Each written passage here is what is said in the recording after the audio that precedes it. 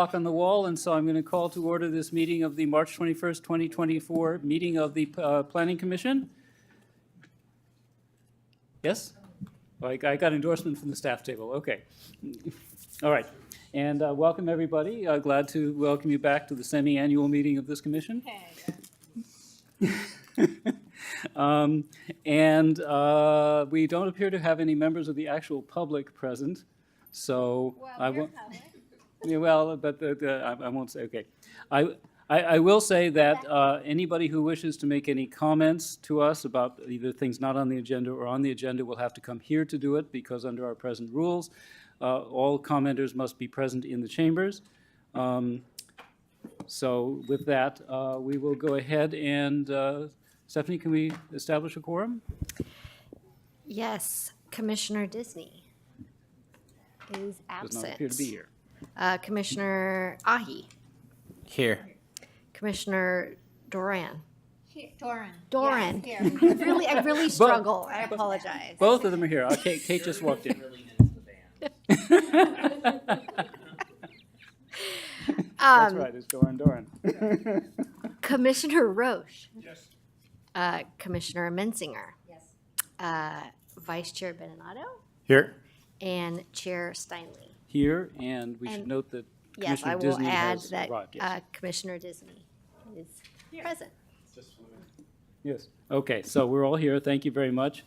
And we have two items basically on our, well, three items, one mystery item at the end.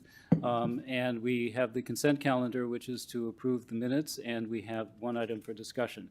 So is there anybody who'd like to make a motion to approve the minutes of our January 4, 2024 meeting?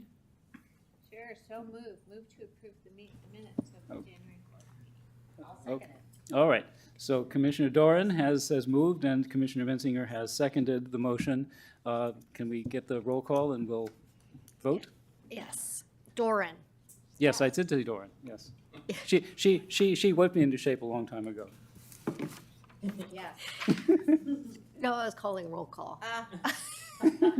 Doran. Oh, yes.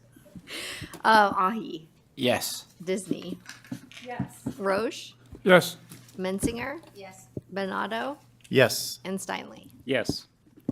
Okay, we have done that. Okay, the next thing on our agenda is a hearing on text amendments to Chapter 14.14 of the Municipal Code relating to accessory dwelling units, and substituting a new Chapter 14.14 to replace the one that was adopted in 2020, and finding that the proposed amendment is exempt from environmental review under CEQA. So,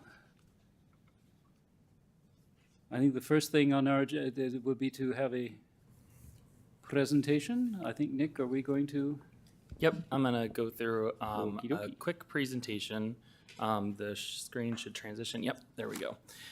So thank you. Tonight we're here to discuss the Comprehensive Accessory Dwelling Unit, or ADU, update to our code.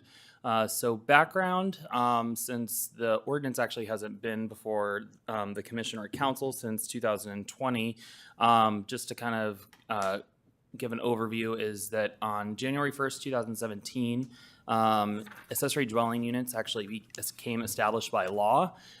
This was an action that was taken for all jurisdictions, which created the mechanism that all accessory dwelling units are by right or a ministerial action. Previously, the kind of name was, a granny unit, an extra carriage house, so on and so forth, but now it's just a streamlined name across the board. As I said, this was last visited in 2020, so it has been a good amount of time since the last time the ordinance was amended. And then in 2022, at the end of the year, when the city did receive our first housing element comment letter from HCD, we were informed that the city of Los Altos did have an existing ordinance that was out of compliance and not consistent with state law. So that is what necessitates this revision to the ordinance. So the Housing Element Program, 2D, is to encourage and streamline accessory dwelling units. So this is an overarching kind of meatier meat and potatoes section or program of our housing element. And specifically, this is a multi-prong program that the city will continue to promote our accessory dwelling unit production, but through streamlined review and clear informational resources, including handouts and other materials. This is to obviously help to construct more ADUs. And then specifically the sub-bullet of this program is that the city will amend the ADU ordinance to comply with state law pending formal comment from HCD. So during our housing element review period, I did correspond with HCD multiple times regarding this. We still have not received a formal ADU letter. However, the amendments that have been drafted, which I will cover further later, is all consistent with the ADU handbook that has not been changed or modified since 2022. I have amended ordinances in other jurisdictions consistent with the ADU handbook previously to the city of Los Altos and working here. So I'm pretty confident in what we're amending tonight. However, anytime a jurisdiction does amend an ADU ordinance, HCD does retain final concurrence for all jurisdictions. And so we do have to submit it within 60 days of adoption for their review. So we potentially could get some comments that would require us to make some further revisions to the ordinance in the future. But this is at least the best streamlined version of the ordinance consistent with their handbook and what other agencies nearby also are having to do as well right now. So there is one other housing element program. This is the last program that was required of us by HCD, which is inevitably one of the programs that ended up getting us our final certification. It's, again, also a very meat and potatoes program that has multi-prongs to it, but the title is Housing Mobility. One of the program's requirements does require us to encourage and streamline, again, the ADU plans and also our ordinance. So right now we are doing standardized ADU plans, which will be permit ready for individuals just to provide a site plan, and they will then have the plans ready to be issued essentially over the counter. So we're working on that as a separate process that is going on with the department. So I just wanted to point that out. But then we also, as a part of it, were asked to allow for 2 junior accessory dwelling units per residential structure within the city. And that was kind of a carrot and a stick method in order for us to be able to get certified. So the draft ordinance is to be amended based on the Housing and Community Development, or HCD's handbook guidance. They've had this established ever since 2019, and they've revisited it every year since then because there have been several state laws that have been passed over the last 7 years that have operatively changed how we review and process ADUs.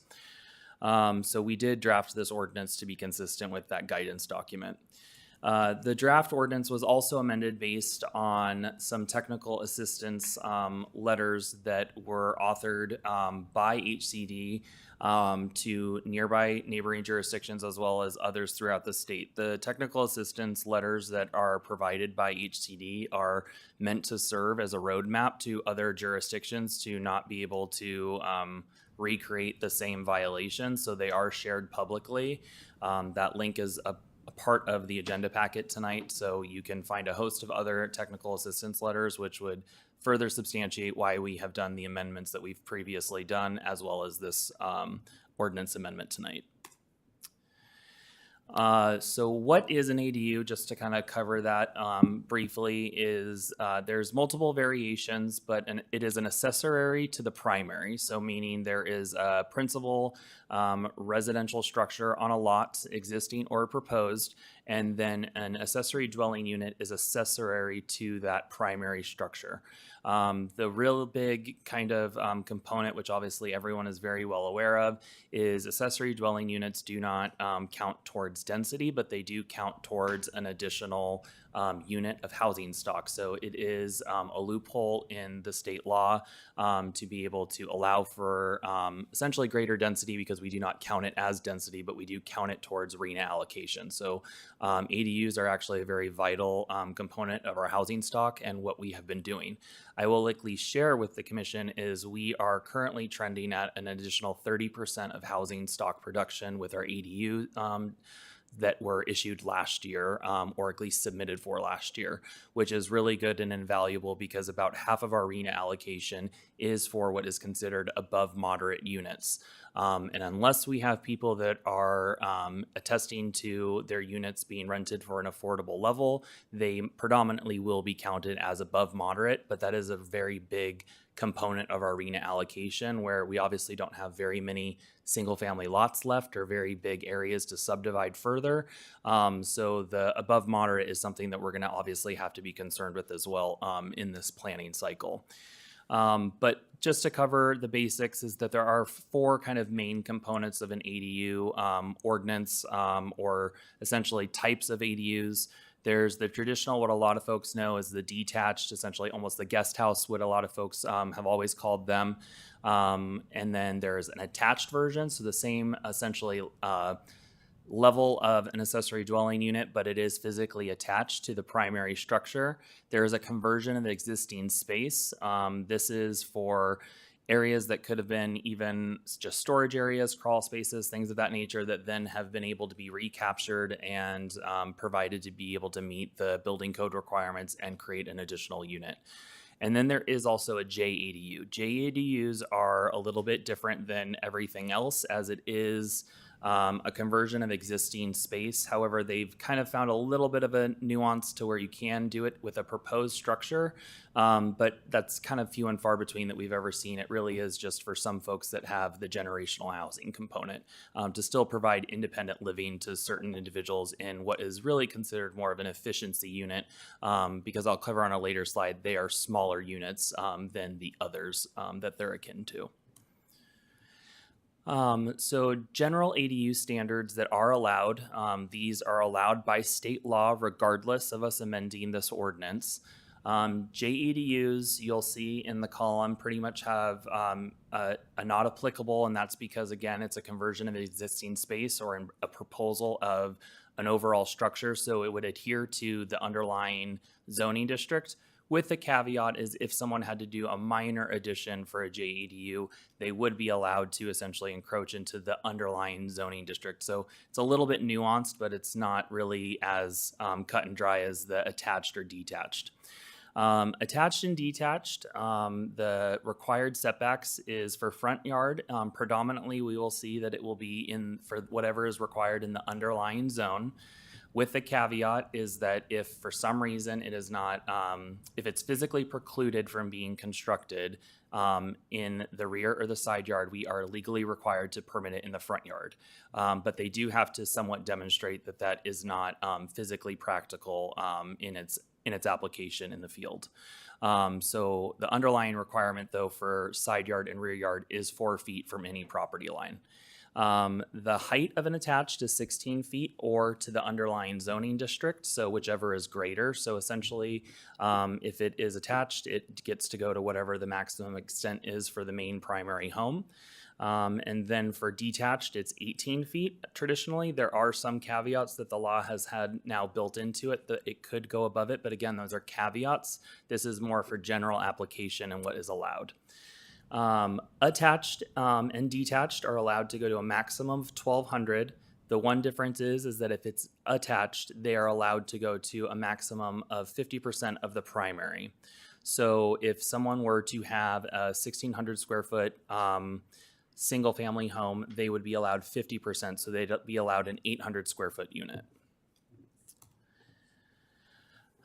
So there have been questions by the public as well as internally, and it's been somewhat of an issue for a long time, is the daylight plane. The daylight plane, this is actually the graphic that is included in our zoning code. This was specifically created for the ADU section of the ordinance, which shows that the only way that you're going to be able to get a compliant accessory dwelling unit is to essentially have the maximum extent not be 16 feet in height and 4 feet from the property line. This reflects that we would have to require, which we are not allowed to require, an accessory dwelling unit to have a pitched roof in order to comply with the daylight plane. They are allowed to do a flat roof 4 feet from the property line and up to 16 feet, which if you can graphically see, that would impede the daylight plane that has been drawn for this specific section of our ordinance, which effectively means the daylight plane is impossible to be met with a 4-foot setback. And this is from our own ordinance that the previous planning staff had created. So it does not make sense for us to keep it intact.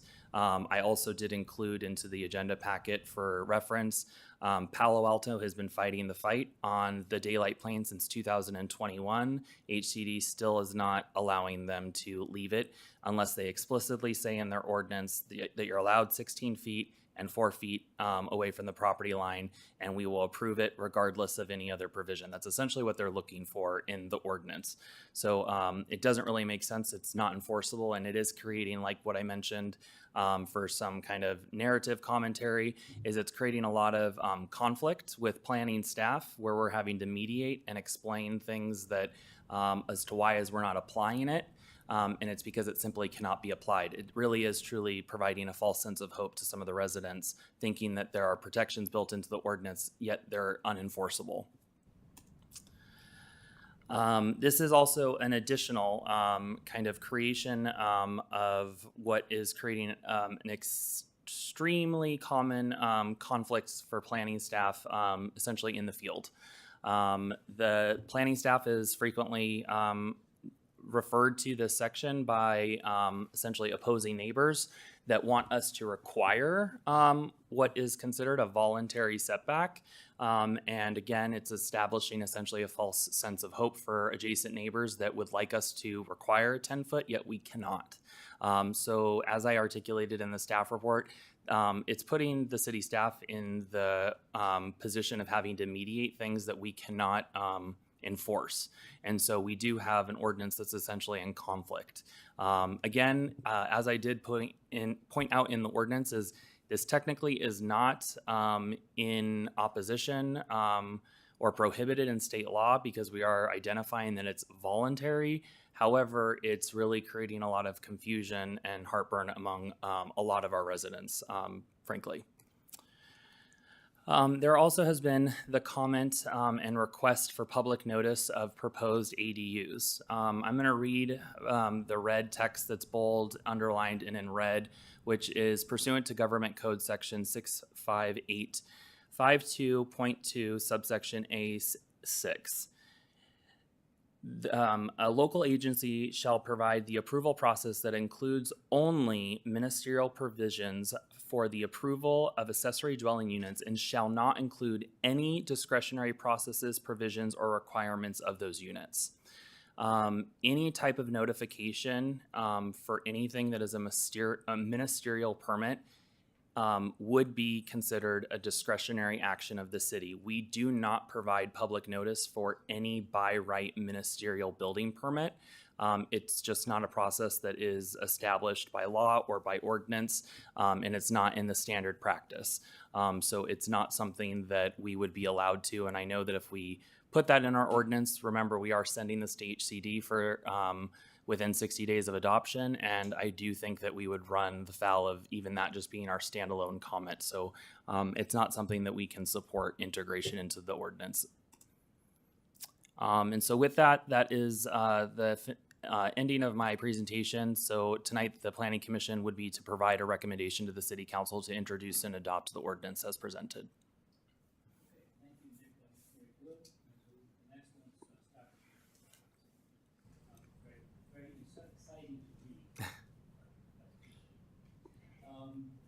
Are there any technical questions having biggest told us what we're doing here and why we're doing this, any questions on those issues? Sure, Nick, and I appreciate all the hard work you've done on this. And I can also appreciate the fact that the town is moving ahead with the ADUs because they are needed and they do count against our numbers. But I'm also appreciating the conflicts that you're getting into with the neighbors. And I'm wondering, so I'm going to, it's kind of a question and kind of a comment, because a couple of the ADUs that I have seen, they will, a homeowner will take an ADU and shove it to the farthest corner of their yard. So they'll be using the 4-foot setback, the 2-foot overhang against two neighbors, while having 30 or 40 feet from their main house to the ADU. And I see that as where the biggest conflict is. The other part of the setback is, and if I missed this, correct me, I didn't see anything here that talked about, So this sounds like something we should save for discussion. oh no, I'm going to ask a question. the question. Can we Well- propose something to make a amendment for a setback or an elevation change or any small change without having to start all over? And thank you for And correcting me on I'm that. gonna say, I think that's a discussion point rather than a technical question about the report itself. So let's hold that. Okay, Let's hold that. Let's hold that. Can we change, can we ask for a change? That's why I just want to know if we Yes, can just a ask yes for a or no. change. So I guess what change are you asking me to opine on? I don't quite understand. or follow. Setback and So- overhang. So the overhang you could, however, you're really looking then at a flat roof structure with no building articulation. I mean, from what a lot of people are looking for is eaves to project and provide some type of, architectural relief to a structure. Not everybody wants Sure. straight up walls and a flat roof.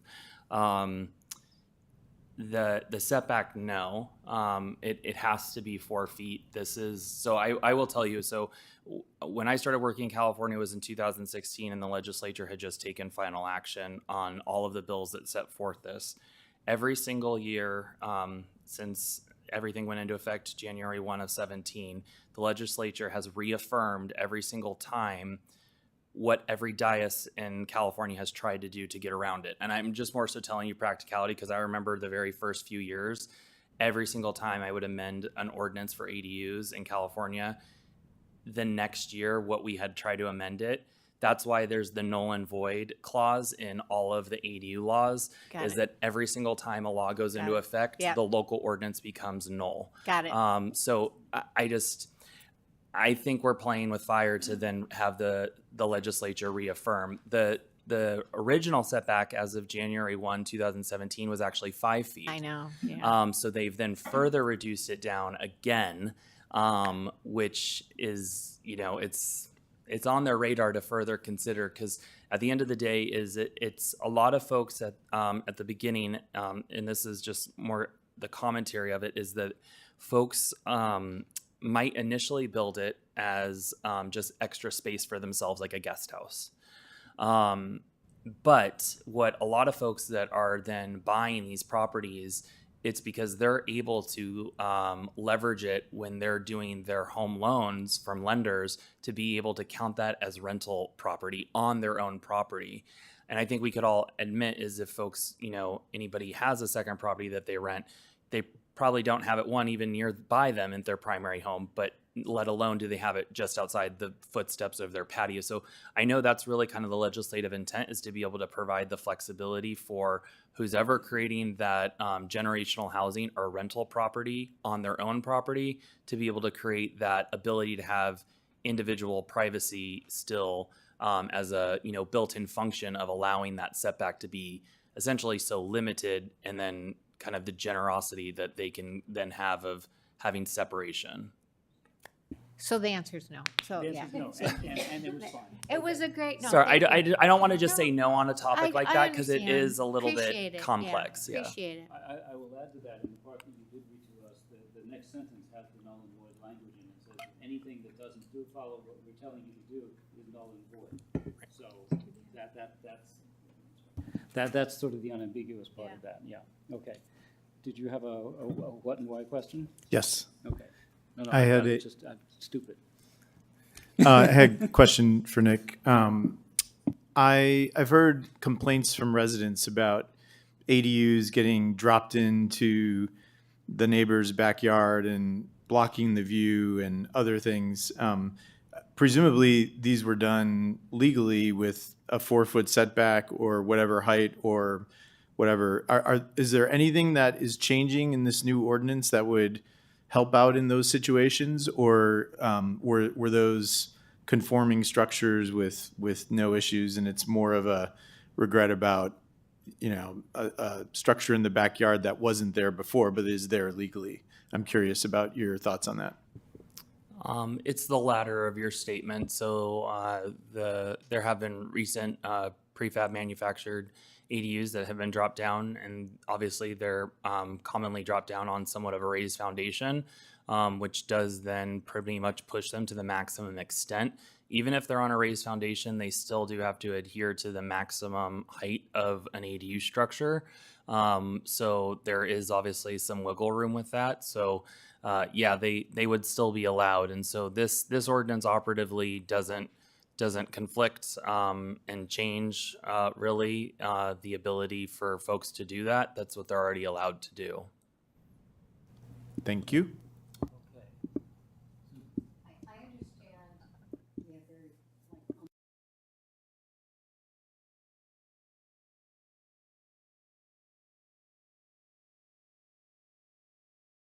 That's correct.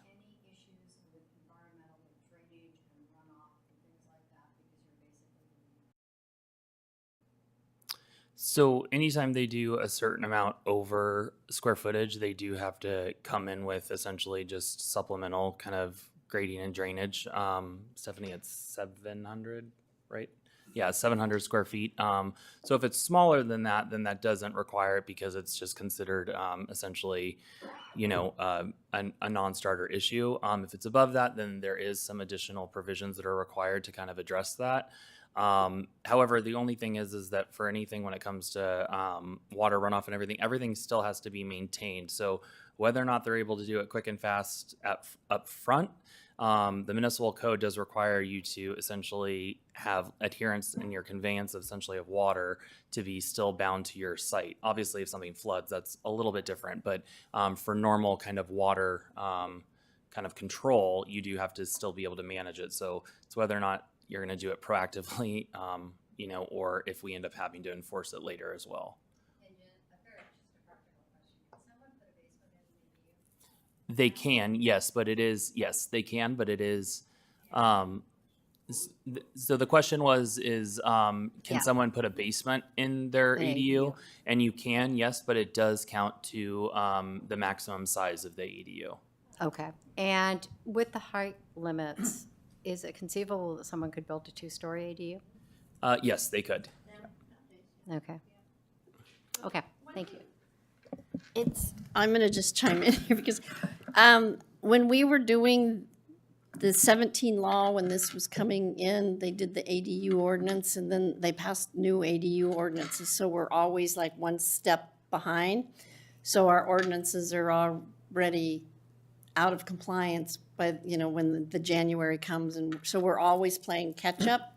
So it's really hard to keep up on these ADU new changes in the laws. So it's ridiculous. And also, the last round of ADU regulations we sent to HCD several times. And then they finally said, yes, that's okay. And they said okay to the daylight plane, but then this time they're saying no. And it's very interesting because a lot of local agencies during their housing element, HCD commented on already approved ADU ordinances. So they're definitely tracking and really looking at the ADUs and trying to make everybody comply. But and then I want to say something else about that voluntary setback. I think at the time, I think people thought, oh, well, maybe this, being good neighbors, that could help. And it really didn't help. As Nick said, it kind of blew up. It just gave people false expectations that they could do that, so. Could I ask one more question? Sorry. No. Currently, for a single-family home being built, what are the garage or parking requirements? for a new construction, single-family home. Sorry, what are the requirements for a new construction of a single-family home in Los Altos with regards to garages or parking spaces? And I'll tell you why I'm asking, but. Yeah, so we do require essentially two parking spaces, so garage or carport type of configuration.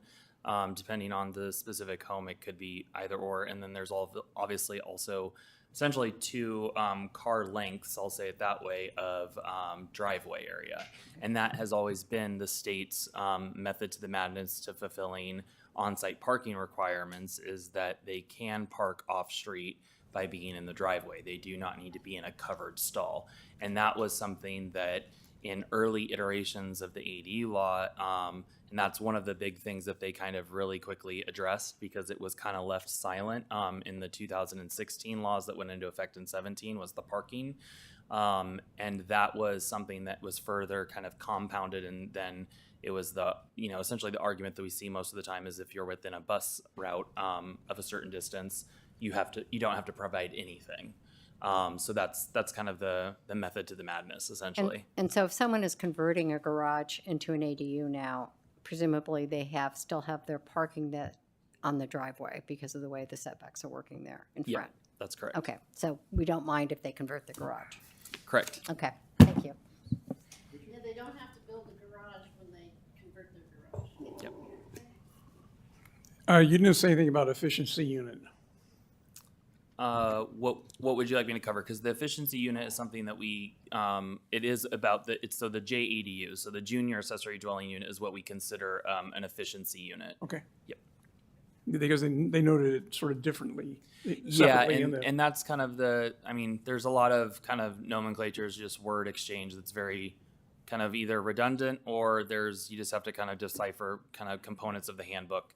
So, I would say they're still cleaning up the ADU laws, because there's been so many that have kind of iteratively changed those sections of the government code. Good, thank you.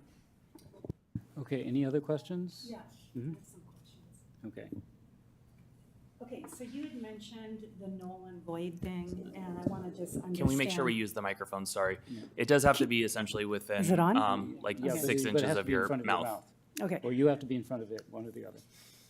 you mentioned null and void, and I just want to know that, does that mean the entire ordinance is null and void, or just the section of the ordinance that doesn't comply with the state law? So if you read the law, it does make it, we have always interpreted it that it's the section that's inconsistent, because obviously the rest of the ordinance would then be in theory consistent. But anytime there's a conflict with state law for the ADU ordinance, state law prevails. So if someone were to, and we have recently in the last several months been combated with this from folks that really specialize in ADU build out and production, and they know their laws, and they were probably some of the people that, so just so you know, are about that, HCD did not just arbitrarily look at our ordinance. We were tattled on for our ordinance by some ADU production that were doing things in town, because our ordinance was in conflict. And this was right when I first got here in 2022. So yeah, so the way that their view is that if anything is in your ordinance that's in conflict, it's void until you bring it into compliance. Okay, so the thing that's out of compliance is null and void, not the entire thing. It's not as if there's some builder's remedy boogeyman that's going to come down on you if it turns out there's one section in your ordinance that's out of compliance. So it's just the section that's out of compliance that doesn't apply. That's what you're saying. Right, but that's why I'm saying is that in theory, though, is if there's only one section, or let's say two sections, then that means the rest of the ordinance is consistent with law. So in theory, it is the entire ordinance is void until you bring everything to be also in compliance. So it's just which way you're going to look at it. It's half full or half empty. Because I can argue it both ways. Is that the rest of the ordinance is consistent with law. Otherwise, we'd get a findings letter from HCD that says section 1, 2, 4, 5, 10, all of it is void because it's all inconsistent. well, they're only going to make findings specific to the sections that are completely inconsistent. So that's kind of, it's just really the matter of how the commission would view that. So, reading the staff report and seeing like the new language and the existing language, there's something in the existing language that calls out objective design standards, I think, for the bigger ADUs. And I didn't see that in the proposed ordinance. So is there a reason why we can't apply objective design standards to an ADU, or am I missing something? No, we have to apply objective design standards for anything that would be considered a housing development. You can't have an ADU without having a primary. Anytime a single-family home builds an accessory dwelling unit or JADU, you immediately trigger the protections of the HAA, or the Housing Accountability Act. The Housing Accountability Act protects any housing development, which housing development as defined is 2 units or more in the state of California. So anybody that builds a single family home with an ADU, JADU is protected under the HAA. So we have to apply the objective design standards for any type of housing development. But we have to do that regardless of anything. And the thing is that the ordinance, as it operatively says, is, oh yeah, we would essentially, what you're commenting on is we would take any objective design guidelines, but there's nothing further in the ordinance that talks about what those objective design guidelines are. So there really, again, it's kind of a meaningless line in the ordinance, is that there's nothing to further point to it. Maybe the nuance is that, and part of the issue is that the neighbors don't know this is coming, but it's already been to the city for permitting. And if I recall, I think it was before all of you except for Mayrus were on the commission, we had a few ADU suppliers come in, and they were quote unquote certified to be used in Los Altos. Certified isn't the right word, but we approved them to be used in Los Altos. I think Abudu was one of them. Right. And so we never see this stuff, but it goes across Nick's desk for approval. And and this is what I'm getting at, that's where you apply the objective standards, is in your review. Is that correct? Yeah, that's correct. And so there's a difference between objective standards, which everything in this ordinance is an objective standard. And then what gets very muddy is then when you talk about objective design guidelines. The HCD handbook does not talk about any allowance of guidelines. You have to have an objective standard, and there is a difference. Objective guidelines is kind of when we're really kind of working on a design review permit. One of the reasons why we kind of received a verbal acknowledgement of an inconsistent, non-compliant ADU ordinance is, upon my arrival to the city in 2022, is we were requiring administrative design review applications for accessory dwelling units. I had to suspend that immediately because I knew that wasn't allowed. And then we started processing as building permits only. So that's kind of the crux of the issue, is that you don't apply objective design guidelines unless you're allowed a design review permit. You apply objective design standards, which is just a development standard. Yeah, let's be really clear. The standards that are in there are development standards. They're not really they're not what we think of as objective design guidelines. You know, they're not telling you how to articulate the facade. They're not dictating any materials, or they're not conveying any kind of quality of materials. So we don't have really any objective design guidelines on an ADU. And so what I'm hearing is someone could say, I want a 16-foot box, okay? A box, flat box, 4 feet from the property line, and we can't prevent that? Is that, I mean, I'm trying to understand, like, is that something we cannot prevent? And what law in the state of California says we can't prevent that? Government Code 852.21, and it is subsection B1 and 2A. Okay, repeat that, Nick, sorry. I'm gonna write that. 65852.21, and it's in the ADU handbook, which is provided by HCD. The reason why, and the comment is to provide the specific laws.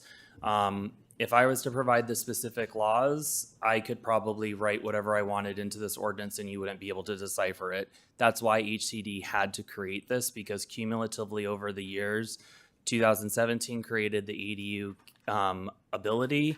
2018 cleaned it up. 2019 restricted parking standards. 2020 kind of really further doubled down on everything. Further with some of the development criteria, because originally when we first had ADUs, it was 5-foot setback, 12 feet height. And then it went to 14 feet, then it went to 16 feet, now it's 18 feet. So that's why the handbook is actually the best place to look, because it has to be updated every time a new ADU law is passed. And so there really hasn't been anything other than the conveyance requirement or ability to convey, meaning you're allowed to potentially sell off separately in certain circumstances and all of those abilities. So that's really all that was ever changed. But the development criteria is pretty much what's been in existence the last few years. It's just we wrote an ordinance that observed still some objective processes. Even if we said we were applying objective design guidelines in our ordinance, that's really not what was taking place. And what was taking place, we did have an ADU developer report us to the state. And that's really where the crux of this comes from. Nick, you didn't answer my question, though. Is it true that someone could put a box that's 6? Yes, they could. They could. ADUs are intended to be as quick and easy and as simple of construction as possible. They could build a 16-foot tall, 1,200 square foot ice cube in the backyard, and it does not have to be consistent with any architectural style within the neighborhood. But I think what you're saying, I think at some point, which correct me if I'm wrong, but I think the city is going to have standards in terms of picking designs and manufacturers that the city approves, and then having those set plans that the public can use. And so those set ones that the city decides, that will kind of give the city a better idea of like what the city would like to see, right? So at some point we could kind of indirectly control the design. I would say we're helping to influence. Yes. We're helping to influence the design by streamlining the process, which is something that myself and a colleague did in the city of Encinitas, where we created the first ever accessory dwelling unit permit-ready plans, which are city standard plans that you provide a site plans showing where you're going to drop the structure, and it's all stick-built construction, traditional convention build, but you just provide the site plan. And that was very well accepted and has been very successful in Encinitas. And that's what we're doing right now. We're working through that with an architecture firm, and we had a public community outreach meeting where close to 60 people came and provided a lot of public comment, and we're going to work through those and further kind of refine them. Hopefully that's able to help kind of curve the ability to be able to make them more accessible, which is kind of what Commissioner Ahi is kind of leading that question. Well, yeah, no, that makes sense. But the fact is, we cannot legislate aesthetics, period. That's the way it is. So, On ADUs. I Well, mean, we on almost can anything. on multifamily, you've got objective design standards where you are using objective standards to, dictate certain design offer guidelines. acceptable choices. What's that? To offer acceptable choices, which is, I think, a little different from what you were talking about. Eric? In any event, One question. yeah. New single-family homes require sprinklers, and I think major homes that have been, major remodel additions also require new sprinklers. So why do not ADUs require sprinklers? So the CAL FIRE has had to opine with the technical assistance document separate, and then each of the major fire authorities. So we actually have to adhere to what County Fire wants. The essential rule of thumb, and there's a lot of nuances to it though, is that if the primary structure has to have or has sprinklers, the accessory dwelling unit has to have sprinklers. So it really just depends. There's some nuances. Unfortunately, County Fire has had to require like essentially a double sprinkler type system for an ADU recently because they didn't have close enough access to a fire hydrant. So it was either put in a fire hydrant for private property single family use or this double sprinkler system. So again, when it comes to fire life safety, like I've said several times on a lot of different ordinances, is whoever is the designated fire authority, they will get whatever they need for fire life safety. But it does have to adhere to the bare minimum standards CAL FIRE set with the state fire marshal, and then any local ordinance provisions that further allows it. Okay. Any other questions? We've actually sort of, does any member of the public wish to speak? I think we're already moving into the discussion, so we may as well do that in a certain sense. And some of these questions may come back up. I think what we need to do is to go through section by section. Some things will have some comments, some things will not. I have a few questions that I have about specific elements in the text of the ordinance, which is what we'll now be turning to, which is what we are recommending to the city council, because we'll be recommending that the city council introduce and adopt ordinance 2024 blank, amending chapter 14.14 of the Los Altos Municipal Code to implement program 2D and program 6G of the sixth cycle housing element as it may be amended during this meeting, and finding that the amendment is exempt from environmental review under CEQA. That's going to be our motion that we're going to vote on. And we can make it formal. Would anybody like to move that particular motion? Sure, so moved. Okay. That motion as stated by Chair Sutton. And would anybody like to second that? I'll second. Okay, it's been moved and seconded that we do that, so now we'll go to the discussion and debate. And as we go along, if anyone has any amendments, friendly amendments they'd like to offer, we can deal with those as we go along, or we can save them to the end, however we want to do it, whatever makes sense. And then it'll be up to Shelley and Joe to say yes or no to the friendly amendments. See, you have power. So pay attention. Okay. I just want to run through each of the sections, and we probably all have them in front of us. And maybe, Nick, if you could put the text up. Is it going to be bright red? Are you going through 14? Yeah, 1414, yes. Right. Yes, it starts on page 16, yes. I have a question. Before we move into that, I think it'd be better if I ask this question now, because it really isn't in the ordinance. So this has to do with ministerial approvals, and I know you already talked about that, but why can you not notify people of ministerial approvals? I mean, I understand that there can't be any discretion, and so maybe it seems like a moot point.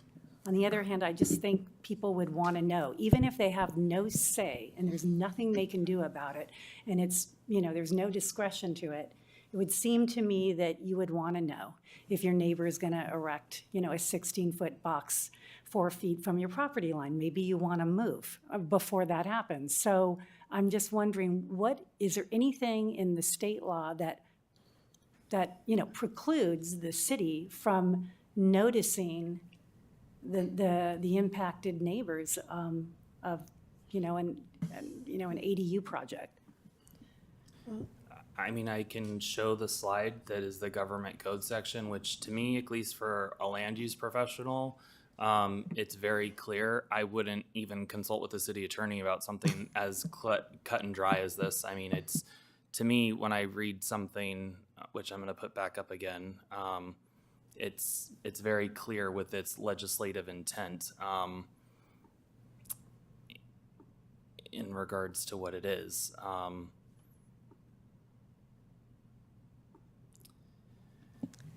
Nick, if I, as a neighbor, want to see who's filed for ADUs, is that something easy to see on the city's website? So if like once a Yes. month I went to see who in my neighborhood's building an ADU? Yeah, so you can go to the city's website. We publish like a list, which is a carryover from the open government policy that shows all of them. We do not list them specifically just as a batch of ADUs, specifically to be able to not create that it's supposed to be like this. We're alarming the fire drill. That's not what we're meant to be doing as hall monitors. We're just meant to share so people know what it is. What that ends up also helping, just so you know, operatively the city, is we a lot of times get very large batch Public Records Act requests that end up asking for a lot of permit data because it's like service providers that are wanting to send certain things specifically to people for certain kind of projects that they're doing. So that's how we do that, but we don't do it specifically about posting individual ones because that's a process that's carried out specifically to discretionary items. When you individually notice and publish information about an individual site, it mirrors what we do or have done in the past of discretionary projects. And so that's kind of the crux of the issue. So we can easily obviously provide that via a public records request. And then there is that list that is published that shows all of the monthly permits issued for building permits, and that's on the building kind of landing page. Is there any map that shows it if you just wanted to quickly look at a map and say, nothing in my neighborhood within a block or two of me? No, we don't have that. So you'd no. have to go by addresses Yeah. and look Yep. for it. Because I think all of us probably are a little troubled by that, Kate, but I don't think we have I a read whole lot of this. I mean, alternatives. I did read this, and I don't see anything here that says you can't notice people. It just says So you shall not a include any public discretionary notice processes. is a discretionary process that we do not notice for any ministerial action. There is no state law that requires that. The only reason why public notification comes is by virtue of a discretionary action. So the 300-foot buffer or whatever the specific requirement is. So that is the only public notification process that's ever come out of anything was by virtue of a discretionary action, which was established by the legislature. So we would be mirroring a discretionary process. This specific line did not always exist in the government code. So from the 7 years of going through the iterative process from the legislature, I can almost guarantee that's why this line was created, was to be able to prevent jurisdictions from doing something that would mirror a discretionary process, but also create local opposition for structures that are accessory to the primary. Yeah, Yeah, it's clear, yeah, yes. Okay. Any other questions before anybody? Okay, then let's go through these sections, and we'll take them one by one.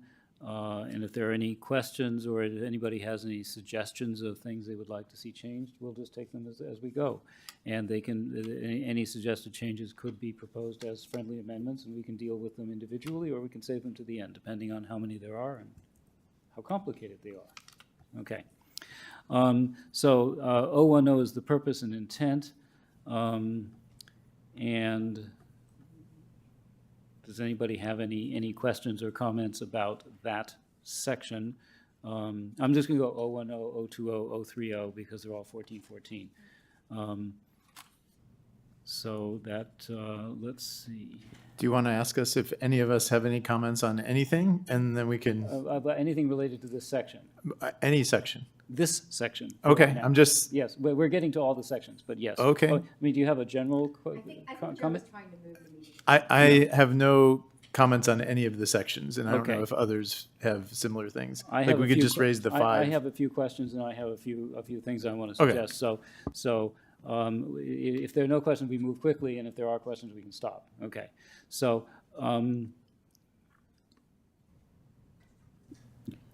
I don't have any questions either, so I I cede my time to you. Yeah, Okay.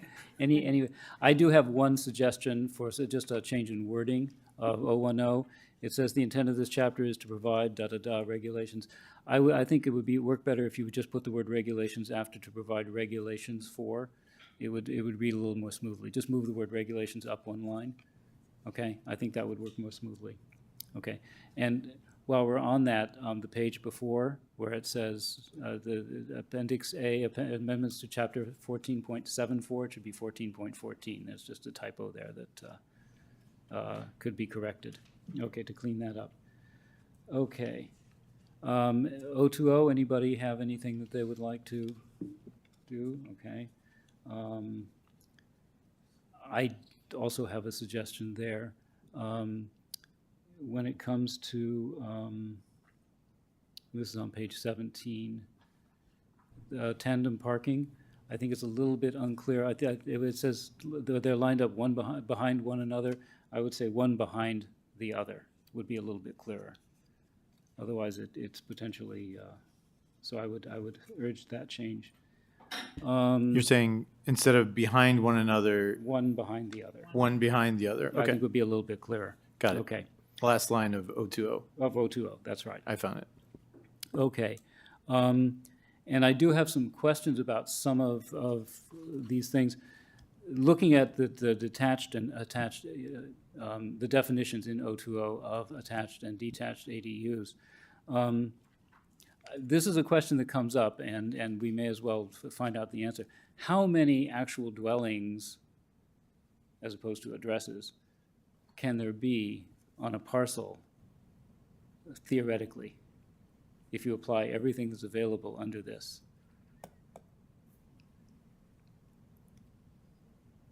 Are you talking about Because single we hear family? different You're different talking about numbers, like single how many family? different dwellings can there be? There can be two, there can But be three. what kind of parcel are you talking about? Any parcel, a parcel that has that has a building on it.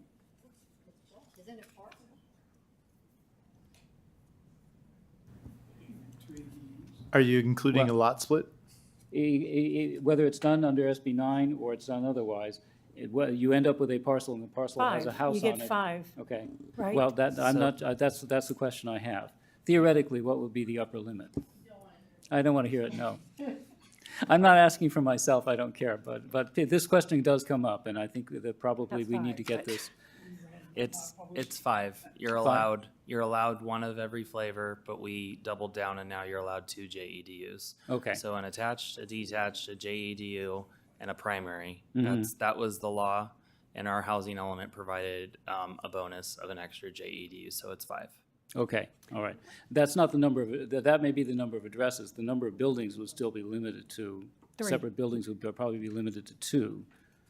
Yes. Yeah, Two. you'd have So, 2 buildings, yep, but you because could it would have be a 5 primary addresses. with an attached and 2 JEDUs, and that's one structure. Right, and yes. So you have 2 buildings, but you can have 5 separate addresses. Okay, and I think Correct. that's a point that often gets mixed together. Okay, yeah? Yeah. So, okay. And then you talk about multifamily residential ADUs, and this is a subject that has been of interest to me and has come up. Wait a minute, where are we? Oh, Are we're we still go- on 020. We're in Oh, the sorry. definitions. Okay. And it's multifamily residential ADU. Yeah, it's at the bottom of that. As somebody who struggles with multifamily housing and Davis Sterling on a daily basis, how on earth does this work? So I'll give an anecdotal one that actually worked really.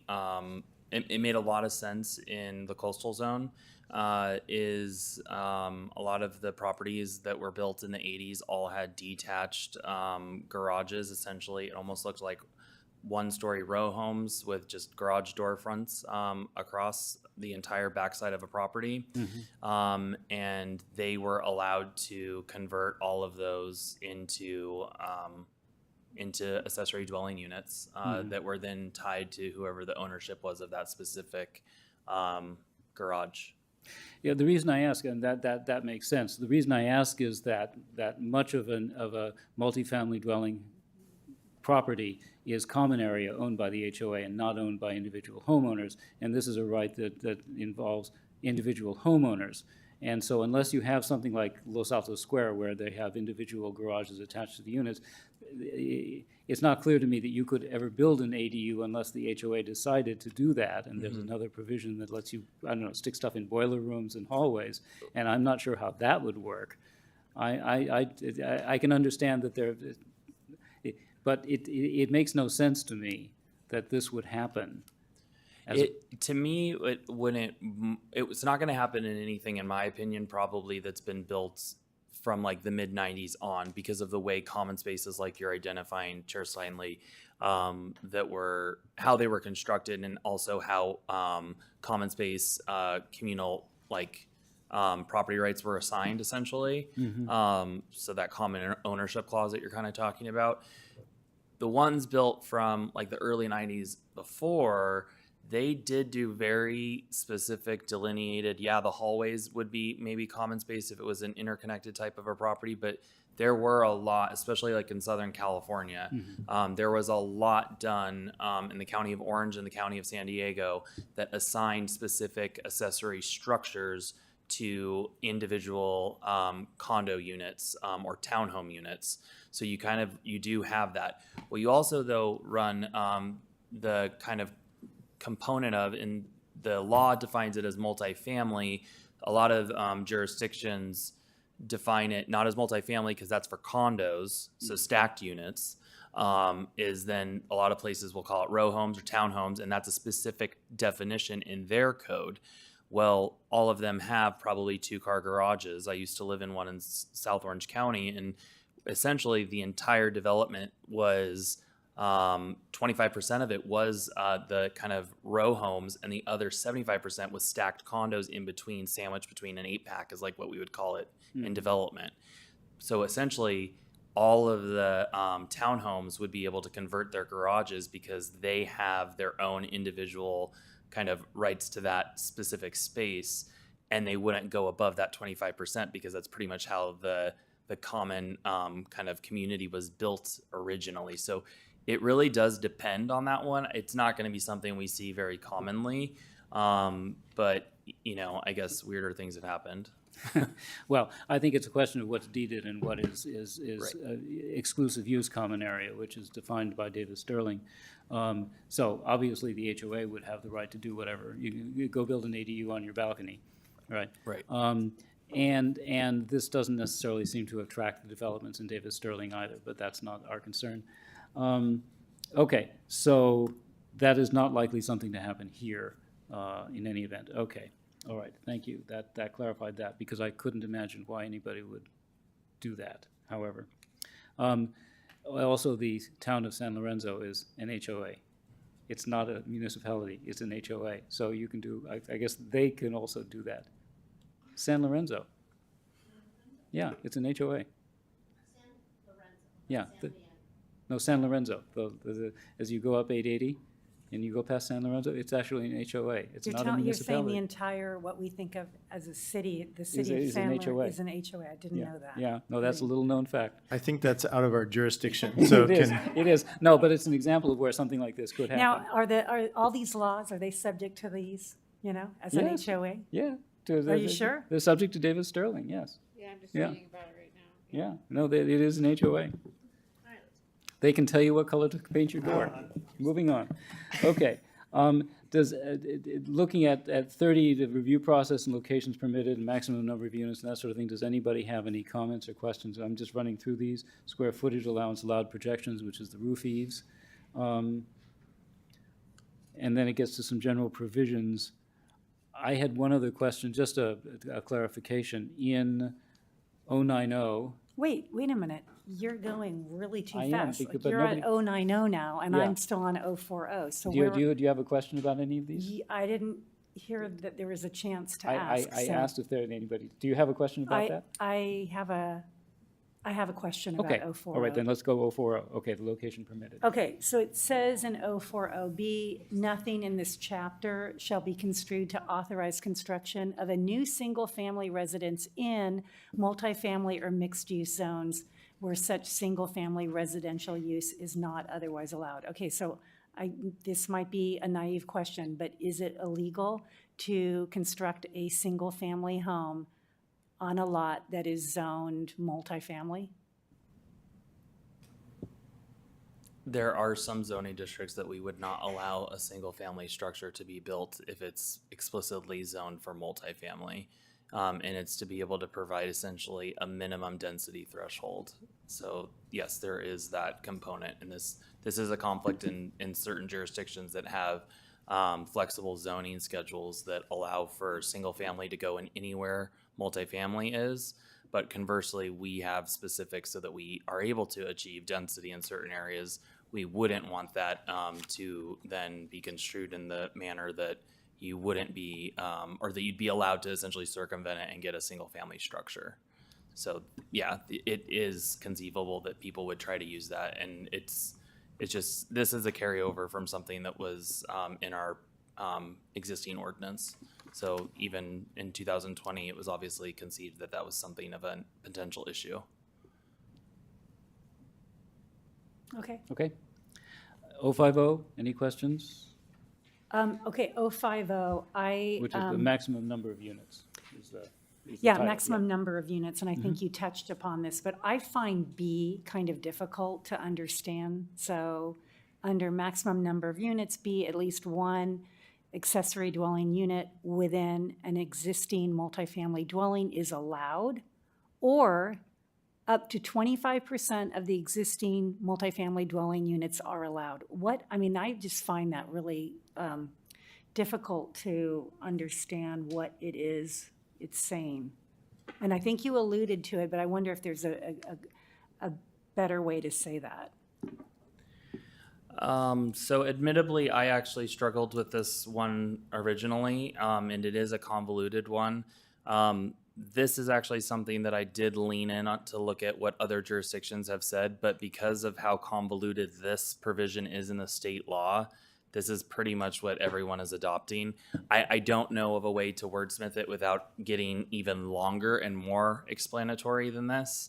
And this is basically what the state law says. Correct. Okay, but I'm trying to just understand what it says, Okay. okay? At least one, maximum of 25%. No, that's not, but that, you just kind of read it back. But I'm wondering, is it saying that if you have a multifamily development, that all of those multifamily dwelling units can have an ADU as long as that ADU doesn't exceed 25% of the dwelling unit? What is it saying? Or does it say that So if only you- 25% of the units can have an ADU? So if you have a 100 unit subdivision, or not subdivision, if you have a 100 unit development, the first 25 that come in with the ability to do it will be able to have it allowed by the city. Now, if they have conflict with, like what Chair Steinley said, with communal space rules or limitations, that's something that they have to hash out essentially as a civil matter. But yes, that's essentially the practicality. The example that I gave in Southern California, that was pretty close to about 100 unit townhome community. And it really was the first few that came in. It was like, oh, wow, we can do this. And then we saw applications going through that community very quickly because there is the 25% threshold that then would essentially stop it. The reason why is because when you do have a bigger development like that, then you really are more so talking about an actual potential density change rather than the passive of one unit, as an accessory dwelling unit, which was the initial legislative intent to not count towards density. So that's kind of what the back end of it is. But so that's how it would cross-functionally, be calculated. 100 units, the first 25 that want to do one, they'll get it. And then essentially it's stopped at a pause. So I think it would be clearer if you said up to 25% of the existing multifamily dwelling units are allowed one accessory dwelling unit. Because it's like, what are they allowed? I Or- think it's clear if you say what is allowed is an accessory Well, dwelling the unit. problem is if you have 3 units, and you have to get at least one, and that would be more than 25%. And I think that's what they're getting at. One is the minimum, and then if you have enough where you could you get to 25%, the maximum is 25%. But It's- you could I- have a multifamily development of 3 units. I think what Kate is getting at is it's ambiguous, and so one possibility, Nick, we could look at is or up to 25% of the number of existing multifamily dwelling units are allowed. Something, because I originally thought this was the space that they could add on. They could add an additional 25% of the space, but now I understand It's it's a number, it's the right. number of units. right. It's- and So it's I don't purely- know if there's a word we can throw in there, but is that what you're getting at? Well, I read it and I'm like, what are they allowed, right? You're saying 25% of these units, They're allowed an ADU. then say that. That's exactly my point, because it's like, what, are you allowing multifamily dwelling units, or are you Well, allowing? it's as Yeah. Eric said, it's the minimum and the maximum. So the minimum is at least one, and the maximum is up to 25% of the number of existing dwelling units. I think the or is the problem. Yeah, yeah. I don't think the or is the problem. I think it's just the way it's written. I it could be think we better. can just add on to the end of the sentence, as it would read as, units are allowed an accessory dwelling unit. Yeah, We're just that would do finishing it. the sentence, and that's fine. Okay. All right. Just a moment, I have to make a note here. Are we on the next section? In just a minute, I want to make a note here about, because we're going to be having to keep a track of what we're amending. So that I will take as a friendly amendment, and we'll get to that later. So I just want to make sure I know what I'm talking about. Okay. Okay. So there was that. Okay. So any other on 050? Then the next would be 060, which is development standards. Oh, wait, And I'm that's- on 050, sorry. You're still on 050? Under the I'm sorry. Development Did you say standards. 060? If you're done with 050. Yeah, okay, sorry. And nobody has anything about 050, on next is the development standards of 060, okay? And I'm going to suggest that we need a parenthesis in the first box on the top right there, under detached ADU of maximum size, we need an opening parenthesis, in fact, I think before including. So that's just a, do you see what it says? 1,200 square feet, open parenthesis, including basement area. We're not sure we agree to the parenthesis, no. Well, I don't care. Right, okay, you see what I think it's just a Just a slip. quick question about that. I think the opening paren is missing, yes. Or the other one's wrong, you can take it out. Yeah. But the next one has the paren, so that will make it consistent. It's missing. Either yes. stick We'll it add in or take them all out. So the measurement is from the grade of the property that has the ADU. So if there's a grade differential, the 16-foot maximum is, excuse me, Well, either well, is- depending, 16 or 18, depending what you're looking at. Right. Where's it measured from? That, I think that is, when I look around town and I look at some of these ADUs, I can see that there's a differential in the grades, and that's why some of the neighbors are up in arms about the height.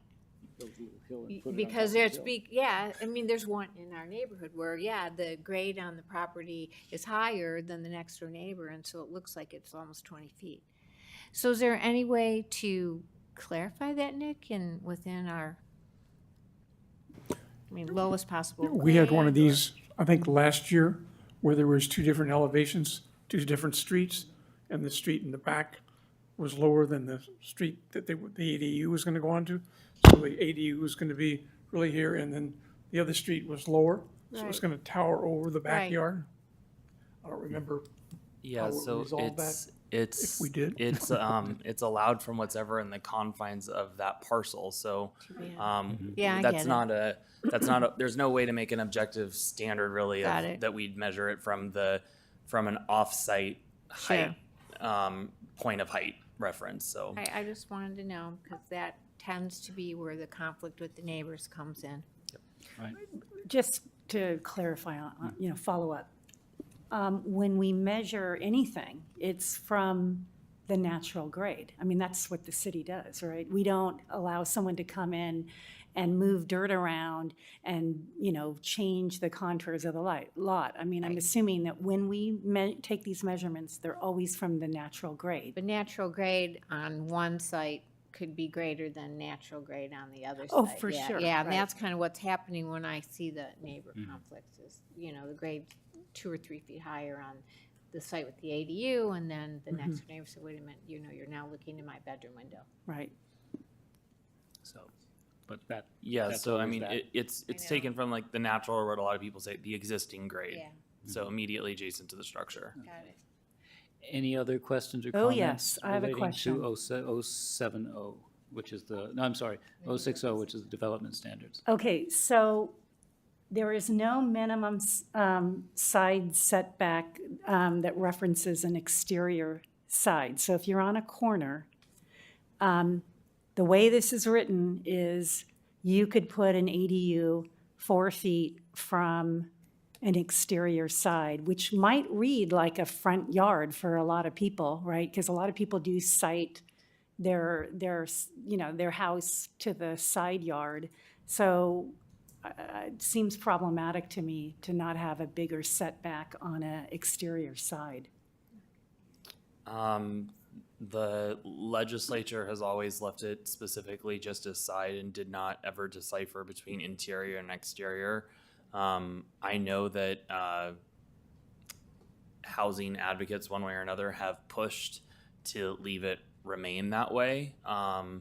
And some opponents of the setbacks and modifications have advocated to have that specific provision, and it's never been integrated. So it's side, which would be applied to interior and to exterior.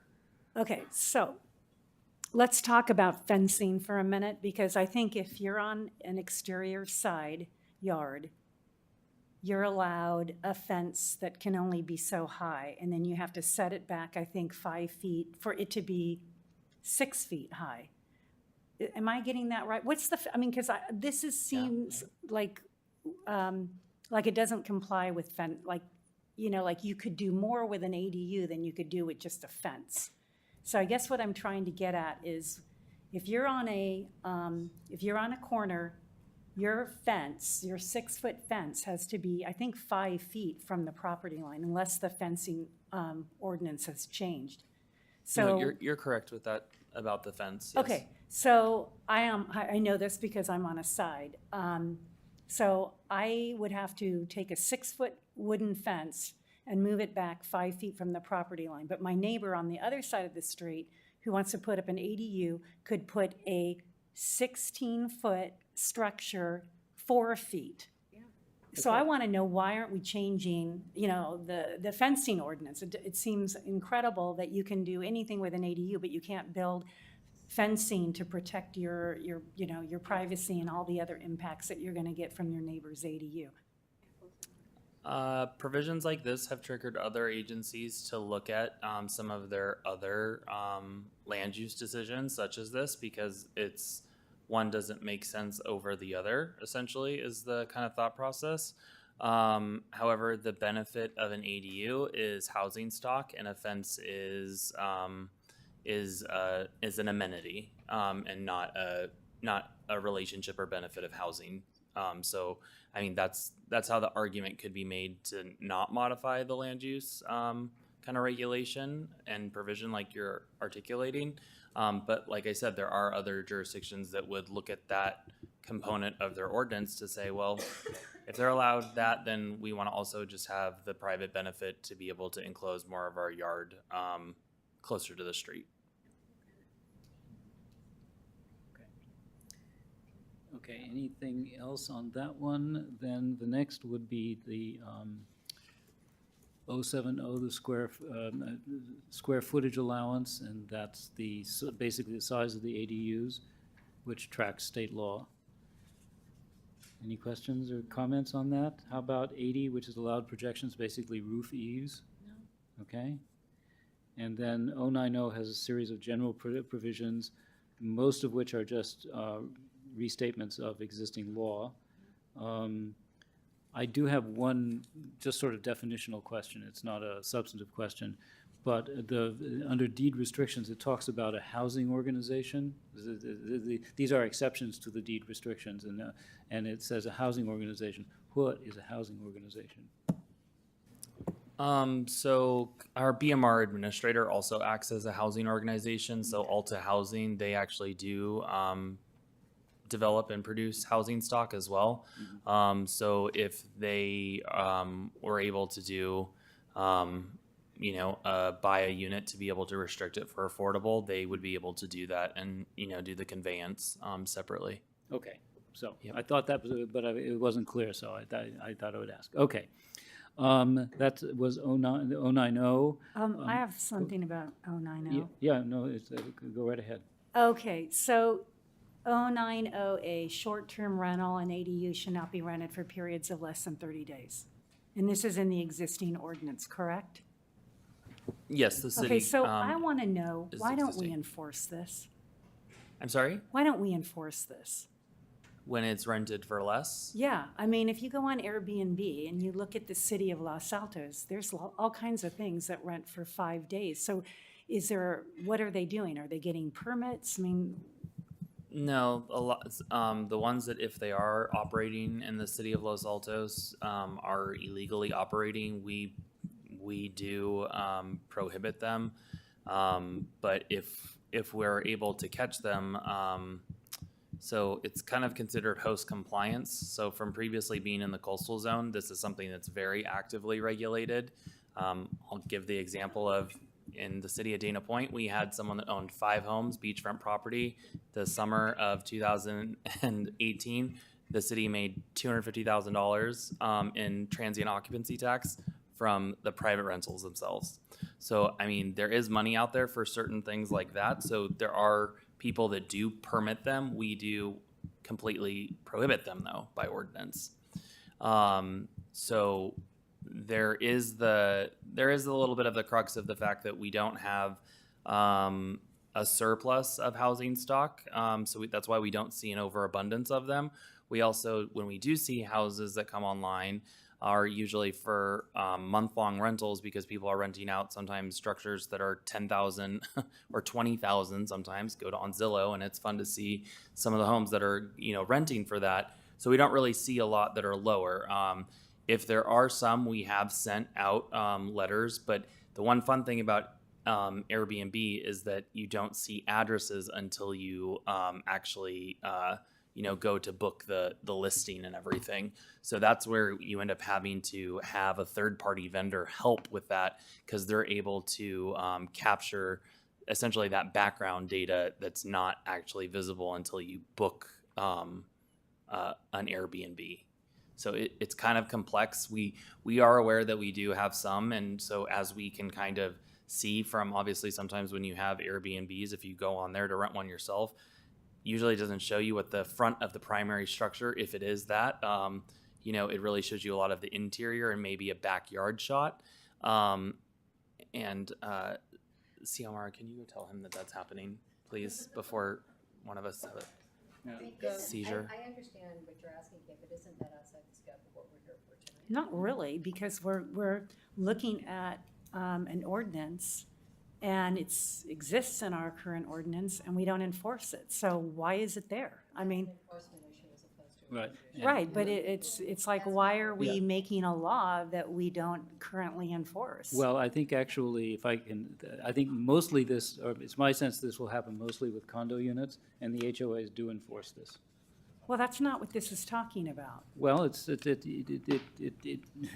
the police can't arrest people, so, I mean, there's not much anybody can do, and you have it there so that it can be enforced. And my sense is most of the things that are short-term rentals that tend to be condos, and the HOAs do actively enforce this. They often have it in their I CCNRs. invite you to look at Airbnb after this meeting. No, as a president of an HOA, I've dealt with this issue. okay. Okay, I mean, I'm simply telling you my experience. The houses, yeah. You're suggesting an amendment to this, I don't think it's within the scope of what And- we're and- I and- understand your issue. I agree. I'm not proposing we take it out. Okay. I'm just, I guess, I feel like if we're going to create rules, we should enforce But them. the rule exists. Because what happens is, This if is you already- don't, this is the already in our scoffs, municipal the code scoffs elsewhere. win and the rule followers lose, and I don't like to see people who follow rules be the losers. But this already is in our municipal code Right. elsewhere. That's true. I mean, it's true, it has been a separate part of it. This is simply restating what's already in the code. Yeah, so let's move on. Okay, Okay, I do have a friendly amendment, though. which is? K says exterior lighting associated with an accessory dwelling shall not be permitted on the sides of the structure facing adjacent properties. I think this is great. I looked at this and it depends on who is at the rear. I mean, your rear may be somebody's side. And so I thought we should probably add the rear as well, because if the rear is within 4 feet of the rear property line, I think there would be a problem if we had lighting that close to an adjoining structure. We don't know how the person to the rear is using their yard, so I think we should have some kind of restrictions on any lighting on any sides that are within 4 feet of But a I don't read property that as line. meaning the sides, I read that as meaning including the rear. Just whatever surface, horizontal, vertical surface. The back faces- is, As yeah. a The back is side? the side, yes, the rear side, the front side, the side and the side side. Okay, thank you. Yeah, All right, so yeah. you read that as As- the and sides of the It structure. says facing adjacent properties. That could be side or rear, Okay, all right, or front. okay. I didn't read that as being only the lateral sides, if you will. Well, are we reading it right? Nick, are we reading it right? Yeah, so the way I wrote that, because this provision doesn't exist today, and it's essentially in conflict with the intent of a dark skies ordinance, which we will be doing operatively with the Environmental Commission and other components of our other ordinances. But yes, I read it as, I mean, to me, there's essentially traditionally 4 sides of a building, but you're looking at it from kind of like the land use application of a side yard setback. Right. I'm looking at it as, I mean, the front of a home is a side of a building. It's really, there's just the application component of how we're doing it. I think the rest of the sentence, like Commissioner Beninotto was saying, is the sides of a structure facing adjacent properties. That's the actual meat and potatoes that I think protects the adjacent property owners. The ADU and the person that's building the unit, they're not going to care because they're lighting something that's facing away from them. We want to protect the people that are getting impacted on the immediate sides that are facing the new structure. So that's how I read it and what the intent was. Okay. Good. If that- Yeah, I'm good. Okay, if that takes care of that, then we'll on to 100, which is parking requirements. And while everybody's looking at it, I have one part of the sentence that I didn't understand. If you count down 1, 2, 3, 4 lines in the initial paragraph, and you see unless the Development Services Director determines such parking is not feasible due to specific site, topographical, or fire and life safety, my sense is a topographical safety, which I'm not sure I understand, or what topographical is doing in there, or is there a word missing? Looks like a word missing. Yeah, there's something, I mean. Life- Initially, I suggested a comma, but I'm not sure what topographical by itself means, since it's an adjective, and I would expect it to be modifying a noun. Let me look at the existing ordinance, because I don't think I modified the parking, because that has not since changed. Yeah, it's just, it does seem to me there's something missing from Yeah. that should be there. But we use that all the time when we adopt building codes and we make them more stricter than the state. Uh-huh. And it's based on climatical, topographical, and something else. And that's probably where that word came from. But Yeah, it's- I know, It's the topography, I think it Yeah, would be it's the topography. lie of the land. Yes, I understand what topography is. It's just the topographical is an adjective, and there should be a noun going, unless it's topographical safety, and I don't know what topographical safety is. So, Where is he? in Site, He Right- will right argue above this one. until Two he lines wins. above I know. I- No, we're no, not even talking. We haven't yet. I understand where you're going with it.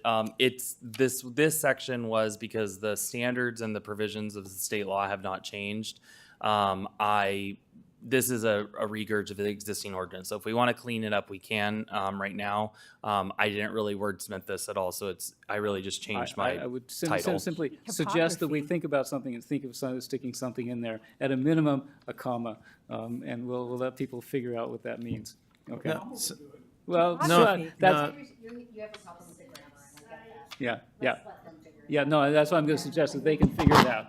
We, feature. yeah, I will. I just would like to draw their attention to that magnum point. Okay. Any other comments about parking Constraints. requirements? Yeah. Sorry?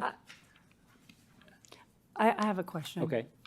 I think like good planning is anticipating problems and looking at this, if you're building 4 ADUs, call them whatever you want, on your single-family property, and you are within a half a mile of a bus stop, you don't need to add any parking, That's what it says. any at all.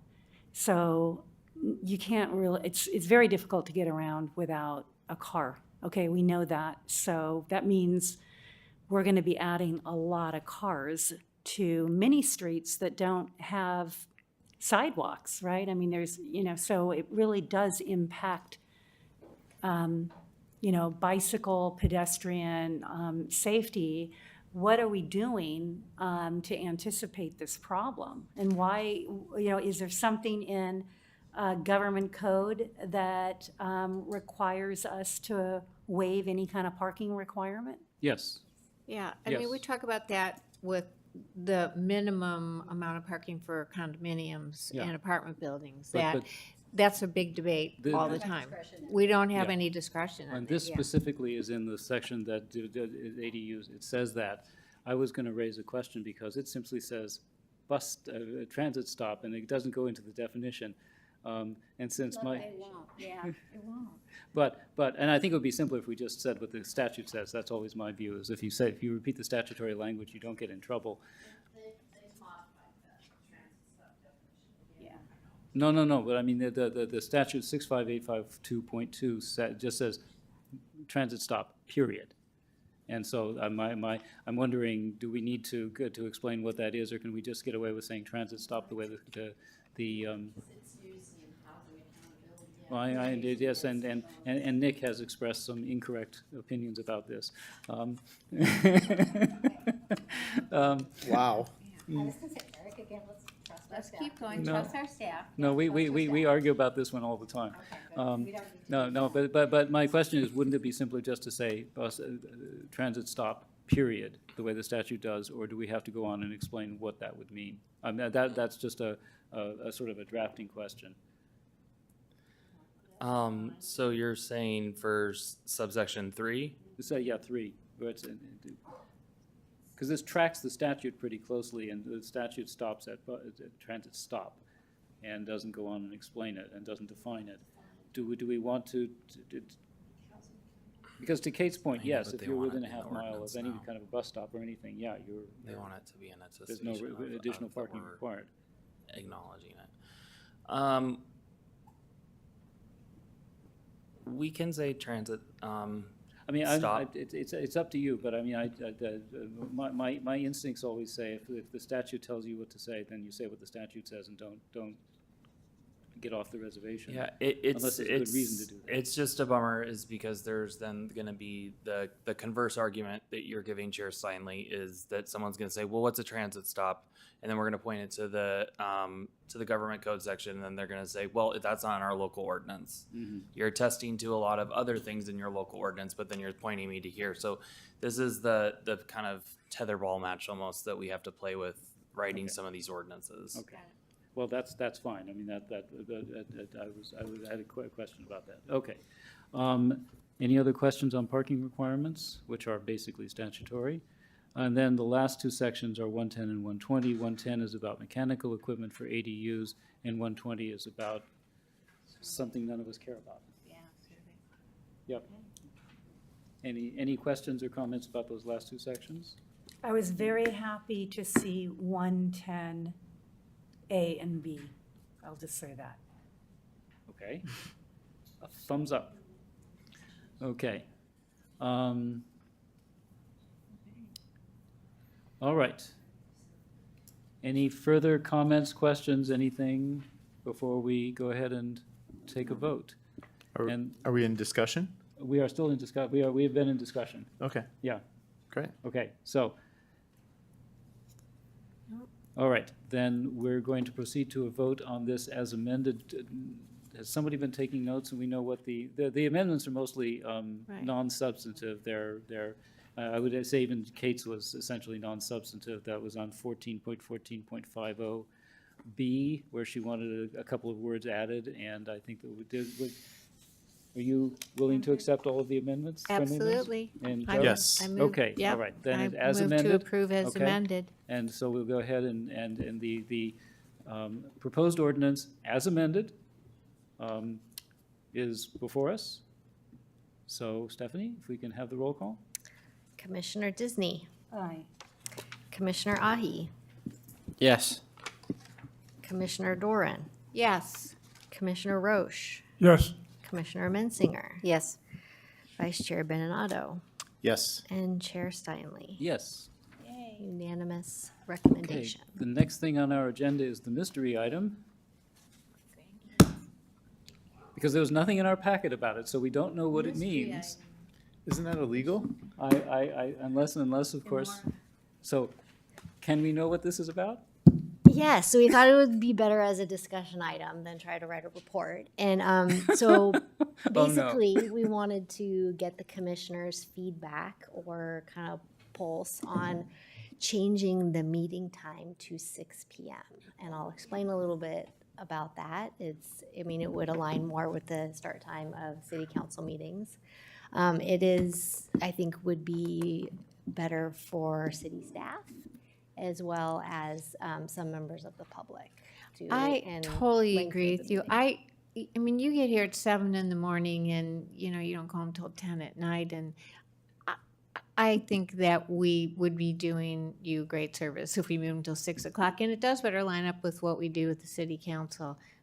So I mean, don't mean to cut you off, but I'm totally in favor of it. Doesn't council start at 7? Well, okay, so hold on. I'm going to somewhat backtrack. So, but we have done a significant amount of study sessions. So yes and no, Commissioner Beninado.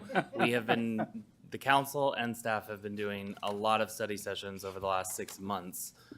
So we have inherently been starting before 7 o'clock between closed session as well as study session items. So that's just a component of what we have to do. It's also great for the public too. They can come on their way home from work. This is just totally my opinion. They can come on their way home from work. They're not getting home, having to come back out. And it's just, we finish at a better hour.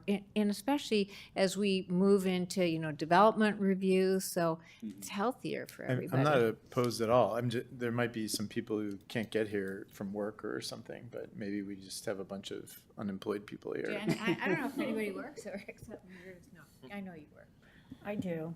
Is that a problem for you? No, it's not a problem. I think it would make sense to just align our start time with whatever the council's doing. Like, so if they start at 6, we start at 6, I mean, maybe it's just gonna be. They start at 7. They start I at know, 7 right, technically, so but- if most they of the start time- at 7, I think we But should they, just keep as it at Nick said, they have a lot of special sessions and study My- sessions. Well, and there are My other feeling commissions is- that start earlier too, like the at 6:30 and that sort of thing. I would say if it's easier for staff, I'm happy to go to 6. Yeah. Yeah. I mean, It makes more sense for your day, because you guys have a lady. Anybody have a probably problem? commute, No. So, So I think So I Susan's will right, say, this is the a question of majority of staff. other commissions have actually moved to starting at 6. Yeah. So we are actually one of the last that starts at 7. Sounds great. yeah. I'll second the motion. Well, I don't, do we need a formal motion to do this?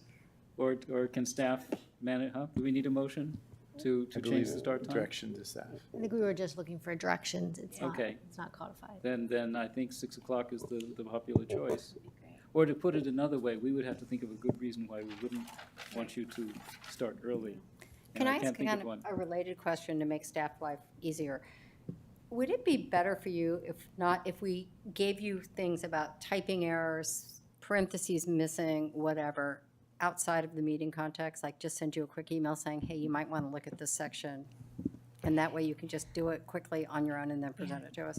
So, So long as it wasn't So- substantive. As long as it's not substantive, absolutely. Yeah, yeah. chiming in, I've been on other planning commissions and before a million planning boards, as Jody knows, and that is really the standard operating procedure. If you have those things, you just send an email, and then staff, you do what you need to do to publish it to the rest of us before the meeting, so we all see, and then that way. That's assuming we can get that done. That's assuming we can get it Yeah, done, no, but I'm yeah, just thinking, if it you- seems you like we have your spend a lot packet of for a time week, with yeah. things that are not substantive that could Yeah. be easily handled more efficiently in a quick email.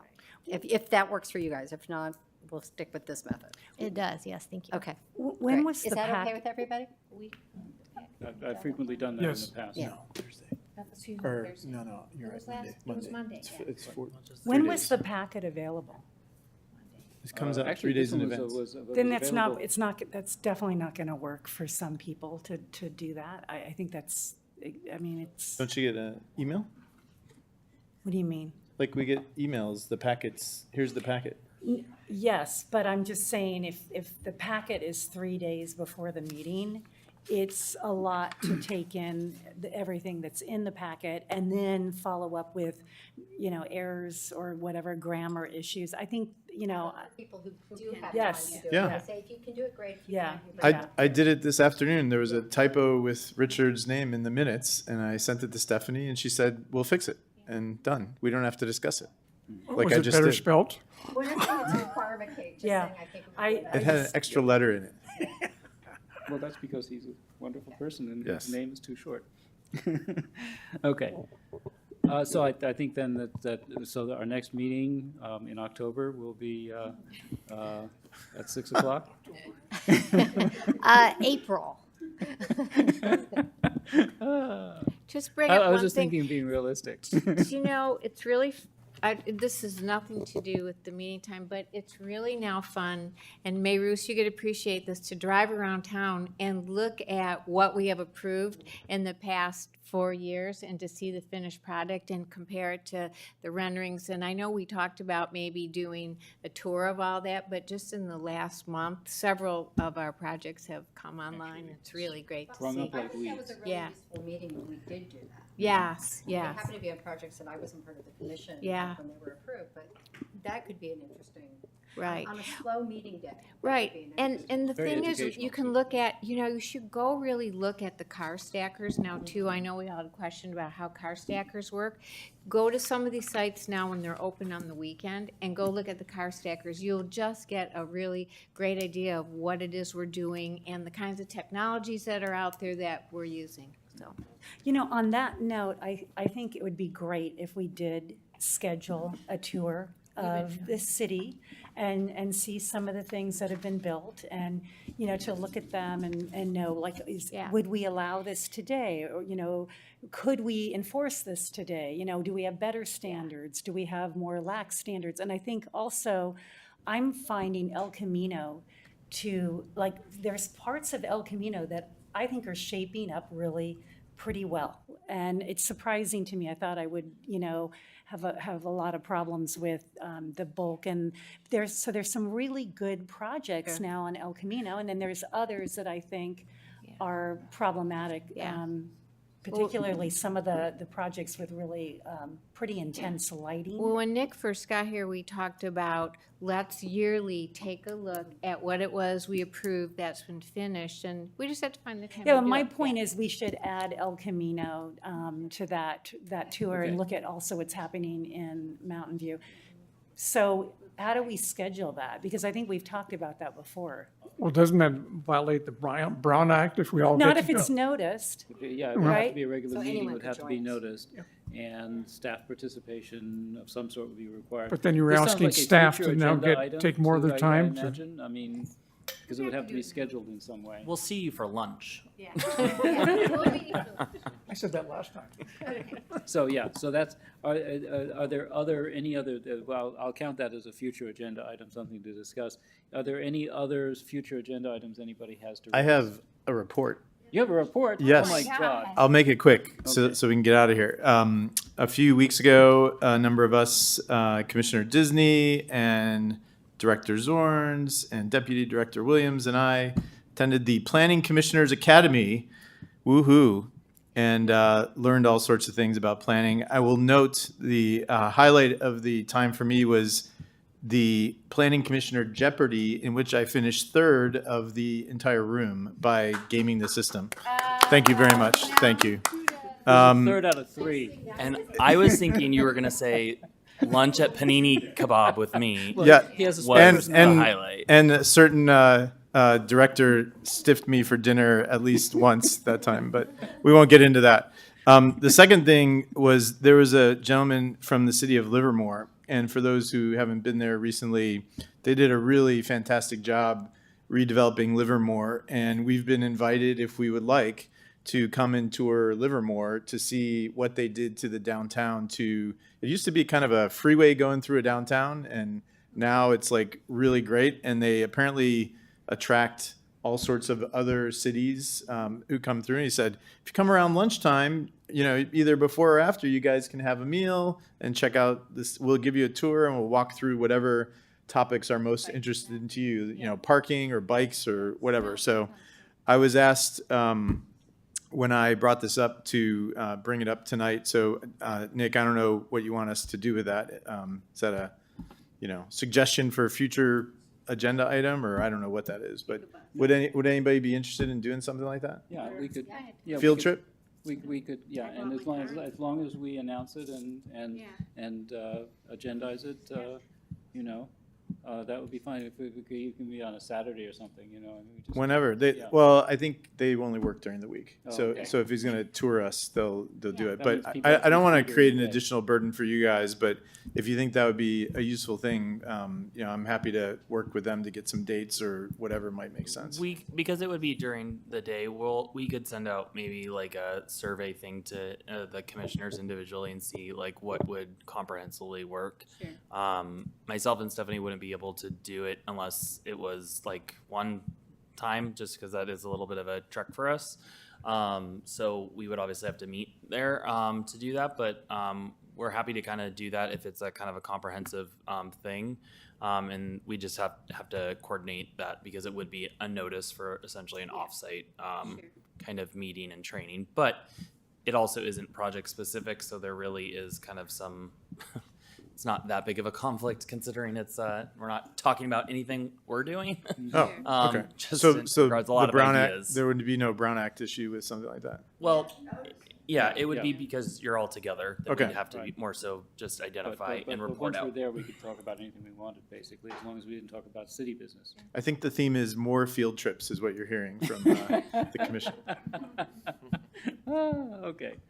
But again, Yeah. don't want to add to the burden on No, staff yeah, since they're yeah. working so hard. Okay, any reports / future items?